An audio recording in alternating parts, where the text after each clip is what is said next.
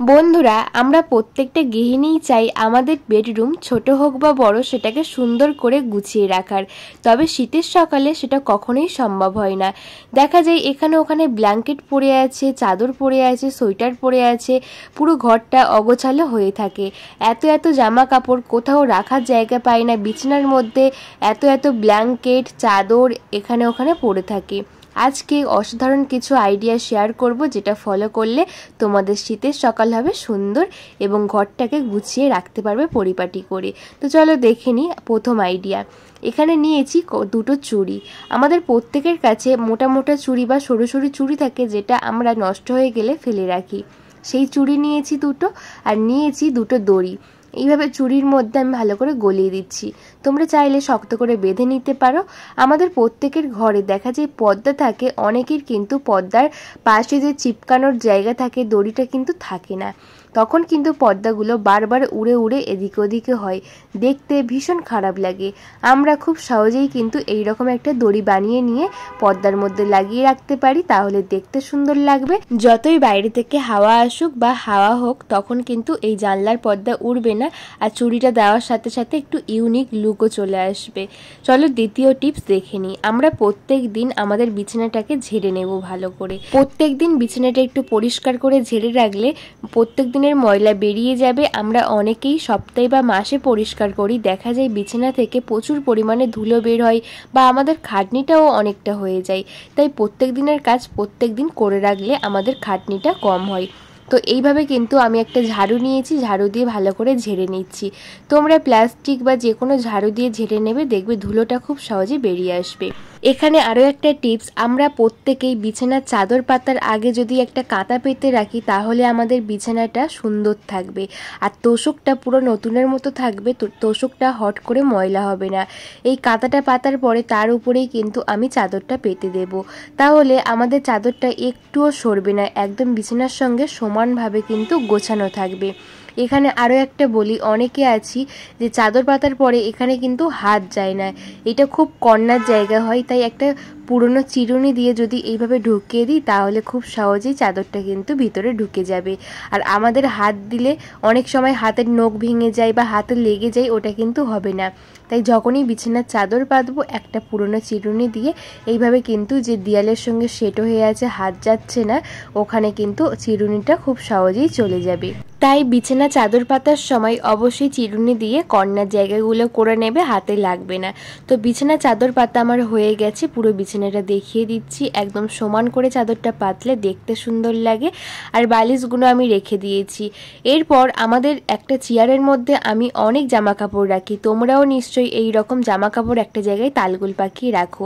আর এত এত কাঁথা বা ছোট ছোট ব্ল্যাঙ্কেট আমরা কিভাবে রাখবো? তো চলো দেখে নিই। এটাকে আমি গুছিয়ে পাট করে নিচ্ছি।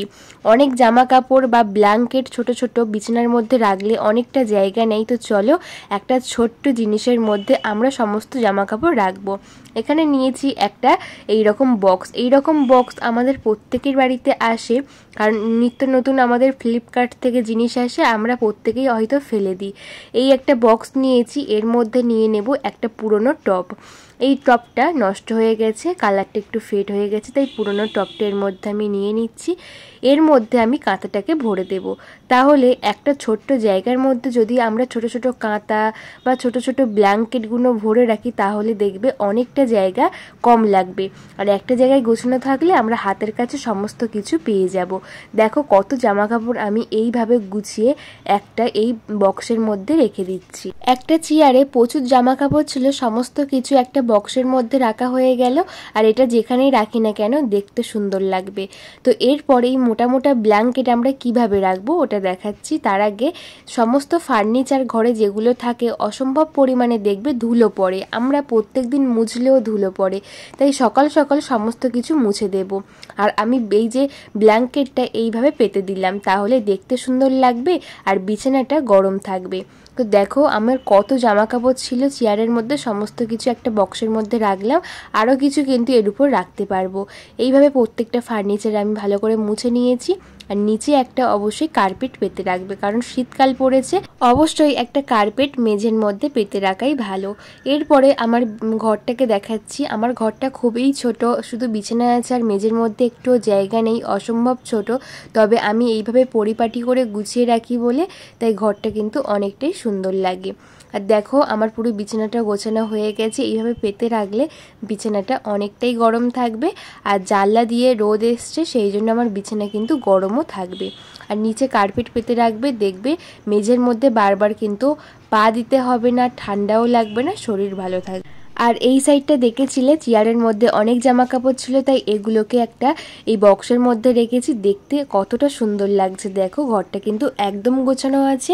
আর আশা করব তোমাদের ঘরটা অনেকটাই বড়, আমার ঘর কিন্তু অসম্ভব ছোট, মেঝের মধ্যে একটুও জায়গা নেই। এইটুকু ঘরকে আমি এইভাবে গুছিয়ে রাখি শীতকালের সকালে, তাই আমার ঘরটা কিন্তু অনেকটাই গোছানো থাকে আর অনেকটাই কিন্তু বড় থাকে।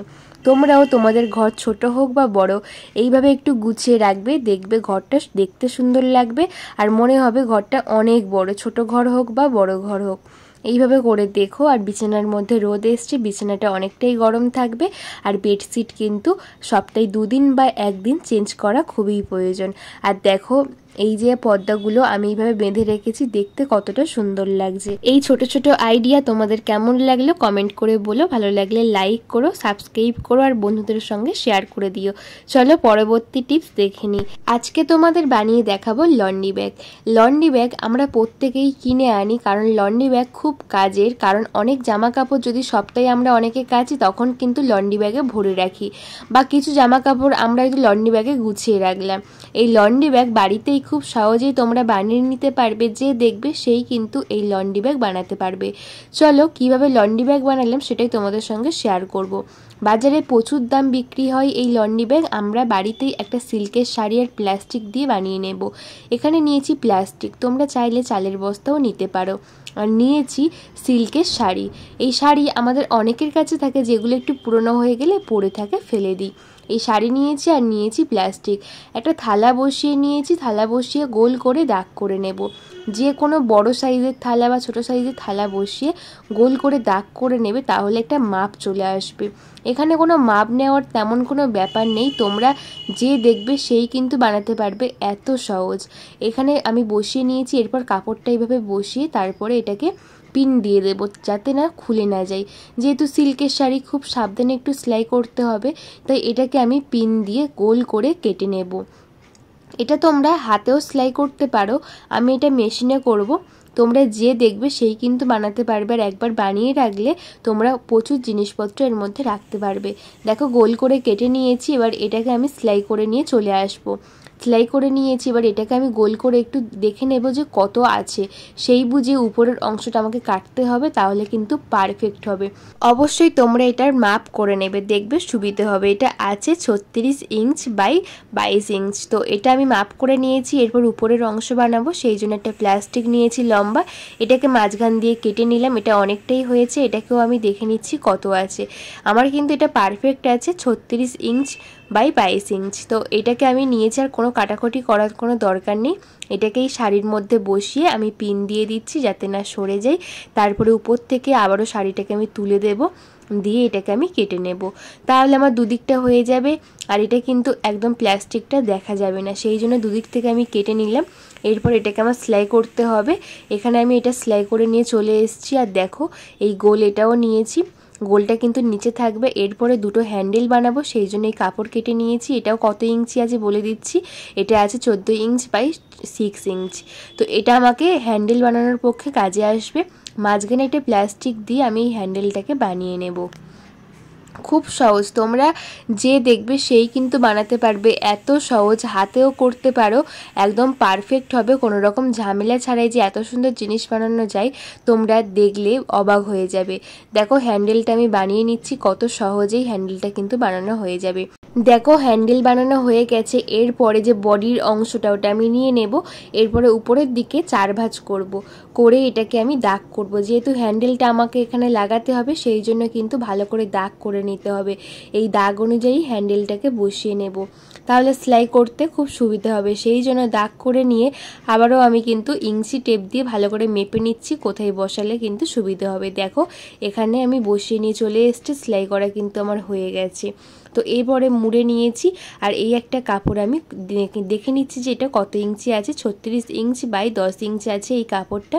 এটা আমি কি কাজে ব্যবহার করব বলো তো? যে বললাম লন্ড্রি ব্যাগে জামা কাপড় রাখবো, তাহলে জামা কাপড় তো ময়লা হয়ে যাবে, সেই জন্য এই কাপড়টা নেওয়া উপরে কভার করার জন্য। তো এটাকে আমি সেলাই করে নিয়ে চলে এসেছি। এরপরে ভিতর দিক দিয়ে এইভাবে লাগিয়ে নেব।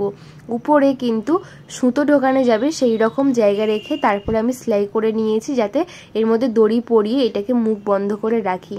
এরপরে পাশ দিয়ে আমি সেলাই করে নিয়ে চলে এসেছি। এখনও কিন্তু নিচের দিকটা আমার লাগানো হয়নি, এইভাবে কিন্তু নিচের দিকটা বসিয়ে আমি সেলাই করে নেব, তাহলেই কিন্তু লন্ড্রি ব্যাগ আমার তৈরি হয়ে যাবে। তার আগে বল পিন দিয়ে দিচ্ছি, তাহলে সেলাই করতে কিন্তু খুব সুবিধে হবে, একটু সমস্যা হবে না। আর মাপ অনুযায়ী নিলে, দেখো মাপ অনুযায়ী নিয়েছি, একটুও কিন্তু সমস্যা হয়নি। তো এরপরে কিন্তু উল্টে নিয়েছি, সোজা করে নিলাম, নেওয়ার পরে কিন্তু পারফেক্ট লন্ড্রি ব্যাগ হয়ে গেছে। এই যে দড়ি করার ঘর নিয়েছিলাম এর মধ্যে কিন্তু আমার সুতোটা ভরে দেব, তো তাই সুতোটা আমি কিন্তু ভরে নিচ্ছি, আর এর মধ্যে এবার জামা কাপড় রাখবো। বন্ধুরা আজকের পুরো ভিডিও তোমাদের কেমন লাগলো একটা কমেন্ট করে বলে যেও। যদি একটু ভালো লেগে থাকে লাইক কমেন্ট শেয়ার করে আমার পাশে থেকো, আর বন্ধু বান্ধব সকলের কাছে শেয়ার করে দিও, যাতে আজকের ভিডিও সবার একটু হলেও কাজে আসে, প্রত্যেকটা গৃহিণীর। আর আমার চ্যানেলে তোমরা যদি নতুন বন্ধু হয়ে থাকো অবশ্যই একটা সাবস্ক্রাইব করে দিও, পাশে থাকা বেল আইকনটা প্রেস করে দিও, যাতে নতুন নতুন ভিডিও ছাড়লে সমস্ত ভিডিও নোটিফিকেশন সবার আগে তোমাদের কাছে পৌঁছয়। দেখো কত সহজেই বাড়িতেই আমরা লন্ড্রি ব্যাগ করে নিলাম। অবশ্যই করো। আর আজকের কোন টিপস সবচেয়ে বেশি কাজে আসবে একবার বলে যেও। সবাই ভালো থেকো, সবাইকে ভালো রেখো। দেখা হবে কাল নতুন একটা ভিডিওর সঙ্গে। ততক্ষণে সবাই ভালো থেকো, সুস্থ থেকো। ধন্যবাদ বন্ধুরা।